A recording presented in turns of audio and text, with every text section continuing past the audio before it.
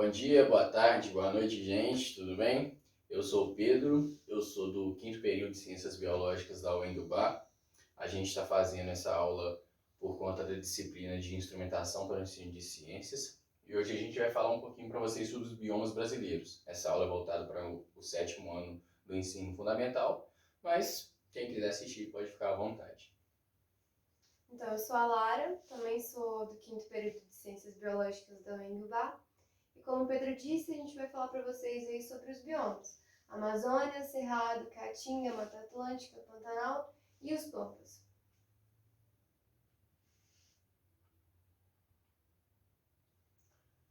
Primeiramente, a gente pode falar o que é biomas. Biomas vão ser regiões que abrigam diferentes tipos de vegetação, de fauna, de clima, de solo, que vão ter essas questões bem características de um determinado lugar. Isso que vai determinar o que é um bioma.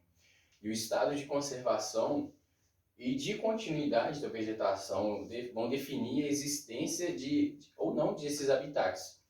E para as espécies, e tanto de fauna quanto de flora, e a manutenção de serviços e serviços ambientais, né, e o fornecimento de bens essenciais à sobrevivência da população humana. Então, o que isso quer dizer? Que se a gente não conservar, se a gente não der continuidade a essa vegetação, a esses animais, a gente pode correr risco com a nossa população, a nossa espécie humana. Então, se a gente continuar desmatando, continuar invadindo os biomas como a gente está acabando com eles, pode ser que venha, pode ser não, né? Vai vir atrapalhar a nossa existência com toda certeza. Aí, agora a gente fala da divisão dos biomas no Brasil.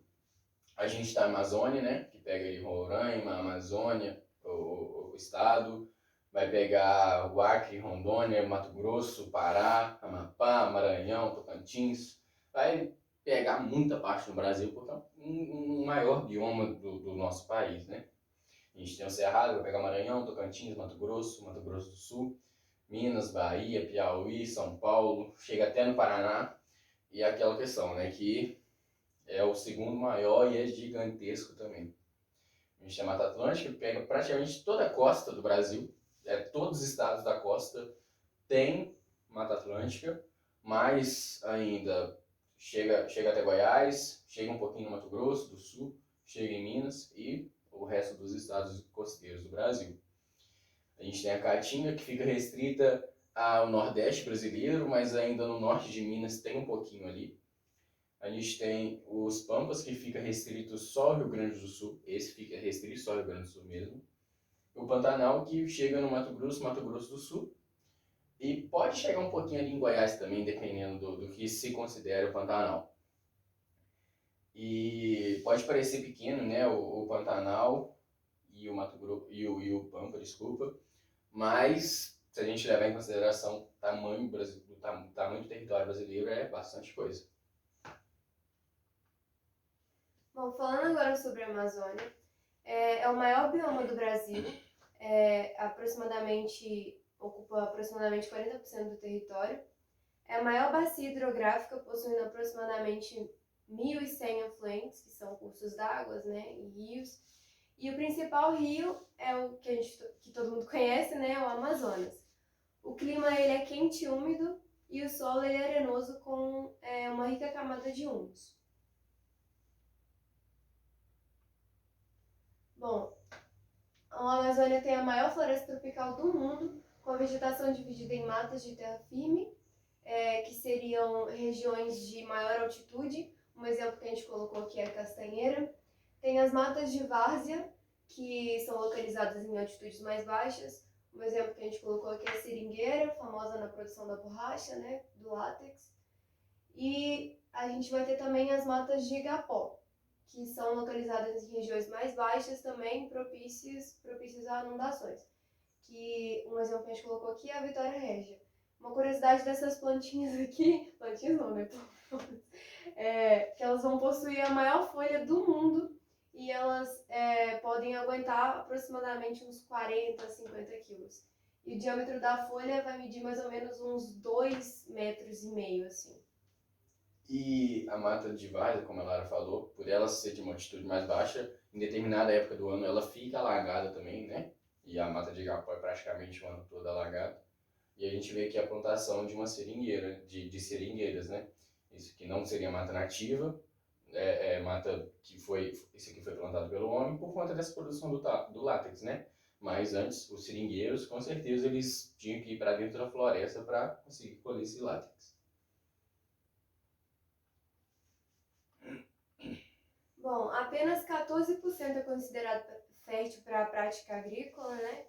E os principais animais que a gente colocou aí para vocês é a famosa onça pintada, maravilhosa, o boto cor-de-rosa, a arara azul que a gente não colocou, mas todo mundo conhece, eu acho, a capivara, tatu e cobras. Aqui é a sucuri.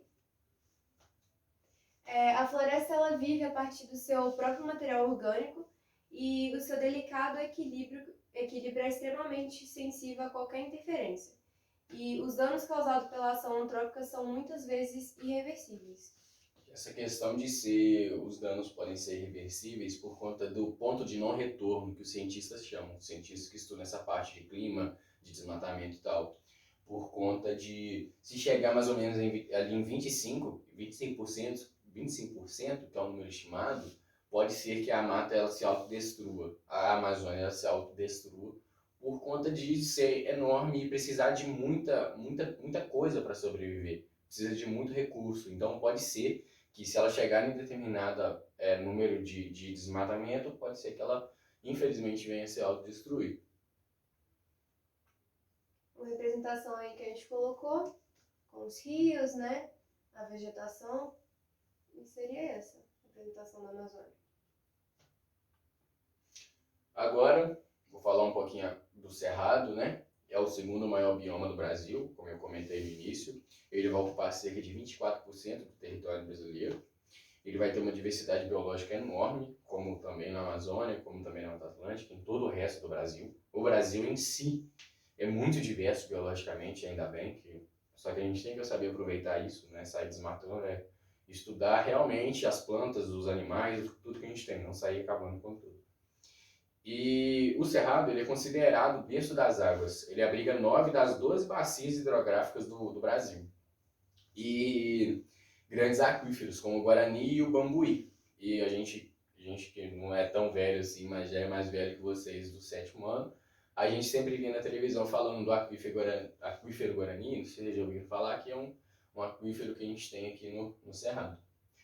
O clima ele é tropical sazonal e com duas estações muito bem definidas, o verão chuvoso e o inverno seco. E isso vai ser basicamente para todo o país, para todos os outros biomas. Vai ter um bioma só que vai fugir um pouquinho desse tropical sazonal, desse verão chuvoso e desse inverno mais seco.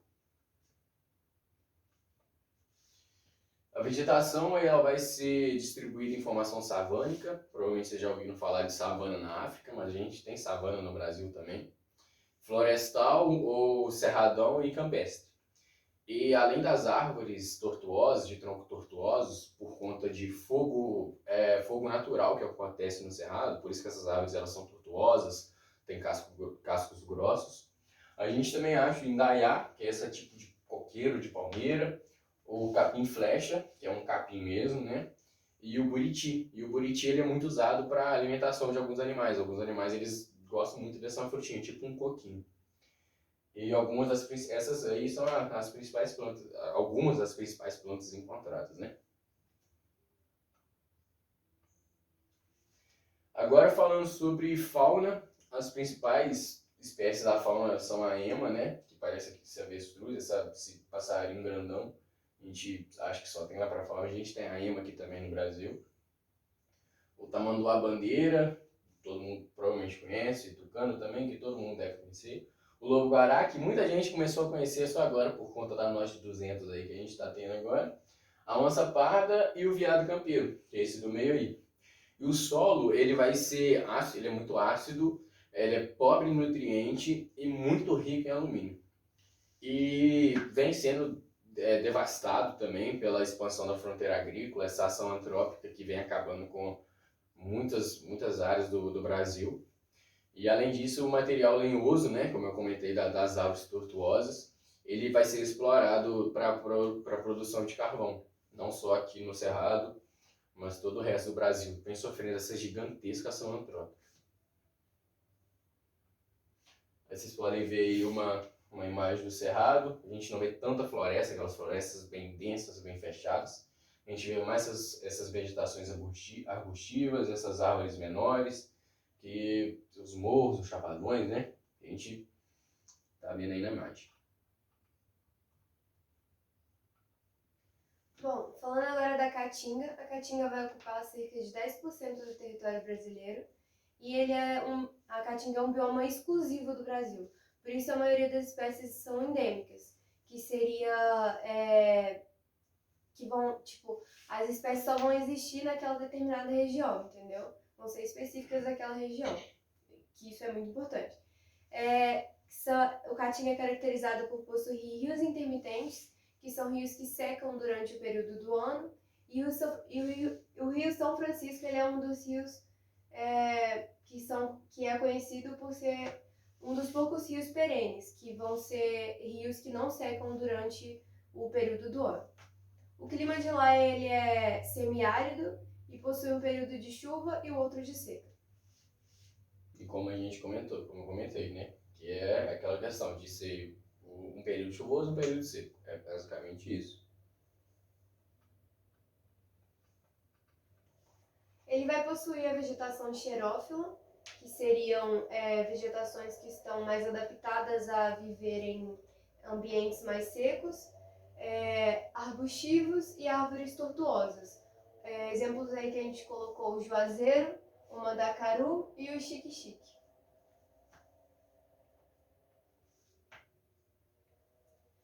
A fauna é rica em biodiversidade e os principais representantes são o jacaré do papo amarelo, que é esse daqui, a jiboia que a gente não colocou, mas acho que todo mundo conhece, a ararinha azul, o cágado, que é parecido com as tartarugas e os jabutis, e o soldadinho do araripe. O solo lá ele é pouco fértil, mas é rico em mineral e pobre em matéria orgânica. É arenoso e pedregoso, por isso ele retém pouca água. E 46% já foi desmatado com o consumo de lenha nativa para fins domésticos e de indústrias, sobre pastoreio e a conversão para pastagem e agricultura também. E por conta de ser um desertão, a Caatinga, a gente pode achar que não tem biodiversidade, que não tem mato, que não tem bicho, mas a gente tem muita biodiversidade na Caatinga. E aquela árvore mesmo que a gente comentou, né, o juazeiro, uma árvore mó frondosa, mó grandona, e acontece na Caatinga também. E por conta de ter um período chuvoso também, gente, tudo seco, nunca chove, todo mundo passa sede que não chove. Mas não é bem assim, né? Isso é um estereótipo muito ruim. Bom, a representação em que a gente colocou, pode observar a vegetação, um ambiente mais seco, né, com plantas que estão mais adaptadas a viverem nesse tipo de ambiente. Seria essa a Caatinga.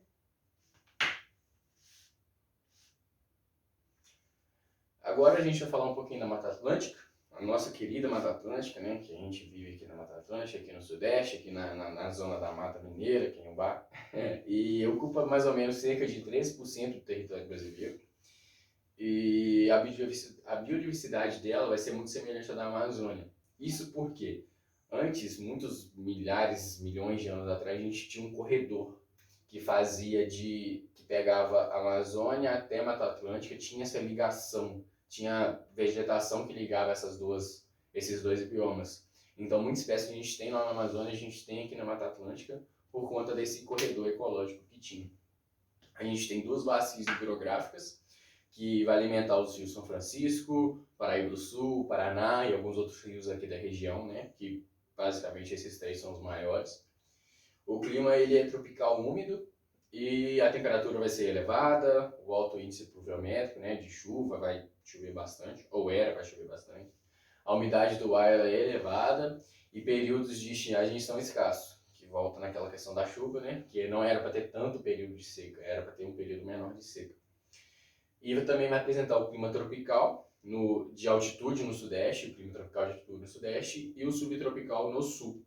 E vai ser a mesma coisa que eu falei, aquelas estações bem definidas, aquelas duas estações bem definidas e não as quatro. E por conta do sul ali no Paraná, Santa Catarina, está abaixo do trópico, né? O de Capricórnio, de Câncer, não lembro. Ele vai ser considerado subtropical. Aí a gente chega na parte de vegetação, e a vegetação da Mata Atlântica ela vai ser, na maioria, ombrófila. Isso quer dizer que as árvores elas estão sempre com folhas, elas não perdem as folhas em determinada época do ano, né? A maioria. E são árvores grandes, de grande a médio porte, e as copas elas se tocam de tão grandes que elas são aquelas árvores bem com copas bem densas, né? Elas vão chegar a cerca de 60 metros, algumas. E a gente tem aqui a jabuticabeira, que praticamente, claro que todo mundo deve conhecer a jabuticabeira. O ipê, a gente colocou o ipê amarelo, e o ipê ele vai fugir um pouquinho dessa questão do ombrófilo, porque tem determinada época do ano que ela perde folha, que ela fica praticamente seca. E chega numa determinada época do ano que ela vai ficar florida, assim, vai ficar esse trem bonito do jeito que tá. E a gente também tem o cedro rosa, que é uma árvore que é muito usada, a madeira dela é muito usada, né?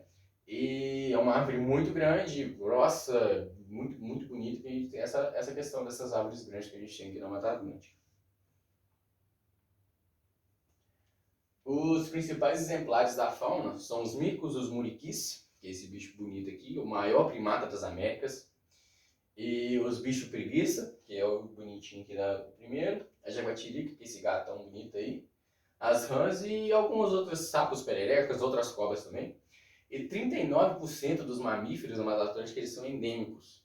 E a gente volta na questão do endemismo, porque um bicho ser endêmico é muito importante a gente saber disso, porque se acaba aquele lugar, acaba aquela vegetação, acaba aquele bioma, não existe mais esse bicho. Os muriquis mesmo, o muriqui tem 3, 4, 5, 6 populações, poucas populações, e essas populações em conjunto eu acho que não dão nem 1000 indivíduos na natureza. E se a gente acaba com o Alto Caparaó, acaba com o Ibitipoca, acaba com a Serra do Brigadeiro, acaba com o Caratinga, a gente acaba com o muriqui. Então é um bicho muito importante, é o maior primata das Américas. Então a gente não pode perder o bicho. Por isso que a gente está citando muito essa coisa do endemismo. O solo ele é raso e ácido, ele é muito úmido e pobre e propício à erosão e deslizamentos. E devido à ocupação da atividade humana na região, hoje resta cerca de 29%, até menos na verdade, da cobertura original, né? Deve estar ali na faixa dos 23, 22%, por conta de tem mais de 500 anos que a gente vem acabando com a Mata Atlântica, né? Depois que os europeus chegaram aqui, invadiram aqui, já vai destruindo com tudo. A gente pode ver aqui uma imagem da Mata Atlântica, essa mata, esses morros que a gente está acostumado, essas árvores bem grandes, bem fechadas, a gente não consegue ver nem na parte de baixo, como se fosse na Amazônia mesmo, só que não tem tanto rio igual lá tem, né? Enquanto a Lara falou de mais de 1.100 fluentes, são muitos rios. Aqui na Mata Atlântica a gente não tem tanto assim, mas a vegetação é muito parecida. Bom, falando agora de Pantanal, ele vai ocupar cerca de 2% do território nacional, que, como o Pedro disse, parece que é pouco, mas não é, né? 2% é bastante coisa se você pegar o Brasil inteiro. O clima ele é tropical, com características de continentalidade, que seria longe do litoral, né? Ele apresenta períodos de seca e de chuva e possui grande amplitude térmica, que seria essa diferença entre a máxima e a mínima. A vegetação é aberta e varia conforme o relevo, com matas, cerradões, savanas e brejos. O solo ele é composto de deposição de fragmentos rochosos de áreas de maior altitude. Possui baixa impermeabilidade e fertilidade reduzida. Essa baixa impermeabilidade seria que a água não passa fácil, entendeu? E essa baixa permeabilidade vai fazer com que o Pantanal seja a maior planície alagável do mundo. E isso é uma coisa, assim, é disparadamente a maior planície alagável do mundo. Durante a época de chuva ela fica toda alagada e mais pra frente a gente vai mostrar uma foto que mostra mais ou menos isso. Bom, apresenta espécies como a figueira, a palmeira e o aguapé. Essas seriam algumas representações de algumas plantas de lá. Também possui grande biodiversidade E as principais espécies são o tuiuiu, que seria a representação do Pantanal, né? O cervo do Pantanal, o jacaré do Pantanal que a gente não colocou, a capivara e outros bichos. E ele também vai abrigar espécies de outros biomas que também estão ameaçadas. Compreende a bacia hidrográfica do Rio Paraguai, e nas cheias o solo não consegue absorver toda a água e por isso ele fica alagado devido àquela baixa impermeabilidade. Ele também vem sofrendo impacto pela ação humana, principalmente devido à atividade da agropecuária, especialmente nas áreas de Planalto. Provavelmente todo mundo viu, em 2021, aquela queima que teve lá no Pantanal, que foram incêndios criminosos mesmo. O Pantanal ele pega fogo normalmente, mas a maioria foi incêndio criminoso mesmo, que foi comprovado que foi crime ambiental e que devastou praticamente 50%. A gente perdeu uma infinidade de bichos que a gente nem consegue contar direito. E mais uma vez ocorre muito endemismo no Pantanal, o próprio tuiuiu, que é endêmico lá do Pantanal. Bom, e aqui é uma representação do Pantanal, vocês podem ver essas áreas alagadas, né? E a vegetação aqui ao redor. E quando na época chuvosa, esse trem fica tudo alagado também. Agora a gente vai falar dos pampas, ou os campos sulinos, o último bioma, mas não menos importante, logicamente. Vai ocupar também cerca de 2% do território brasileiro e, mais uma vez, o Brasil é muito grande, 2% é pouco, mas se a gente pegar como um todo, assim, é muita coisa. Vai ter duas bacias hidrográficas, a costeira do Sul e do Rio da Prata. Vai ter muito potencial hidrelétrico, vai ter bastante hidrelétrica ali nos pampas, a gente consegue construir bastante. Apresenta o clima temperado, subtropical frio e as 4 estações são bem definidas. Aí volta aquela questão. O resto do país é praticamente os dois estações bem definidas. Aqui a gente tem as 4 estações bem definidas, por conta de ser bem subtropical mesmo o Rio Grande do Sul. A vegetação ela é campestre, o solo ele é pouco fértil e propício à erosão.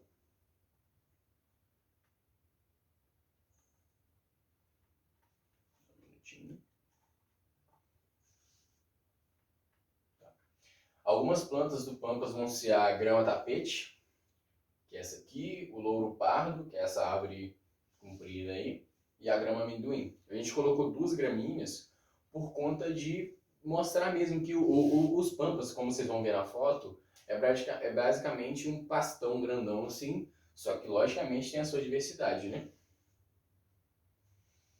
A biodiversidade dos Pampas ela é muito grande também, e 40% das espécies vão ser endêmicas. A gente voltando no endemismo mais uma vez. Os principais animais são a ema, que a gente colocou naquela parte. O perdiz, que é essa galinha, passarinho, codorna aqui, parece, sei lá.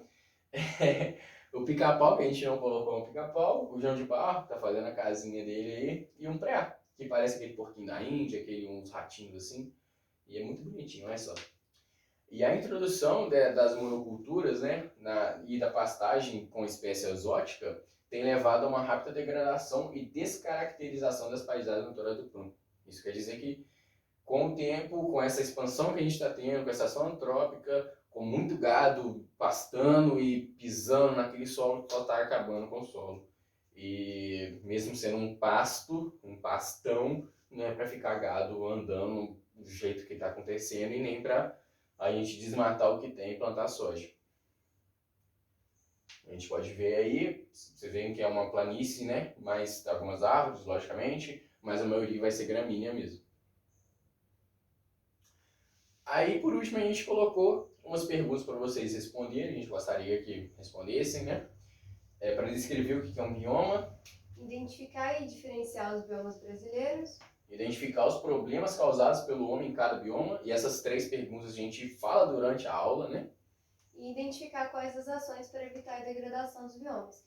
Que a gente comentou brevemente, mas assim, é fácil de raciocinar e entender, mas vocês também podem pesquisar e tal, e se tiver alguma dúvida, só procurar a gente também. Tá aí as referências que a gente usou, e é isso. Muito obrigado, gente. Espero que vocês tenham gostado e aprendido pelo menos uma coisinha. Valeu! Muito obrigada!